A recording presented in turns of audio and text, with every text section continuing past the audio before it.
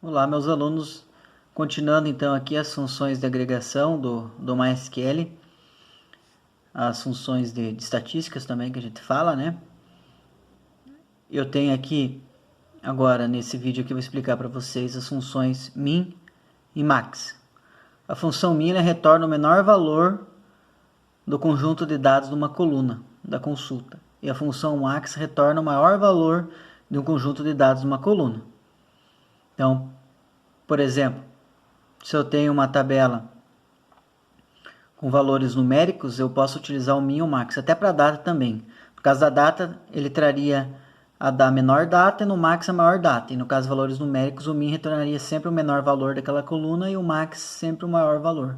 Então a sintaxe básica para utilizar é essa daqui. Select min, entre parênteses, qual coluna você quer, que só pode uma coluna, qual coluna da tabela você quer tirar o mínimo, para descobrir o mínimo dela. From, de qual tabela essa coluna é, e você pode colocar uma condição, né? Um conjunto de operadores lógicos ou apenas um operador relacional baseado em filtrar com uma condição. E o max é a mesma coisa, o max e o min, um retorna o maior valor, outro retorna o menor valor. Então vamos a alguns exemplos aqui. Esse primeiro exemplo aqui eu tenho,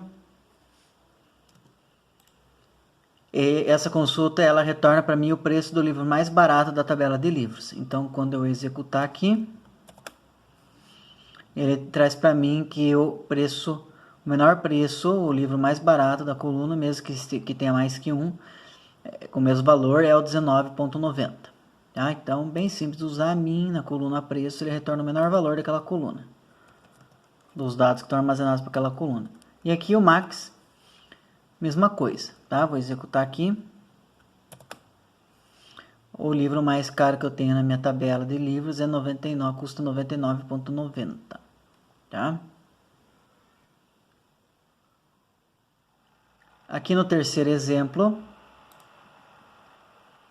é possível usar mais uma função de agregação na mesma consulta. Então aqui eu tenho posso achar o menor o livro mais barato e o livro mais caro, o preço, né?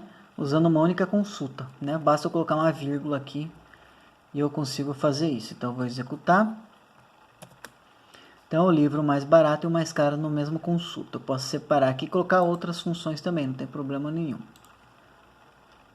E aqui é número 4, essa instrução aqui vai encontrar a data de lançamento do livro mais recente, cujo autor seja igual a 2. Então, qual é o lançamento mais recente do autor cujo código é 2? Então,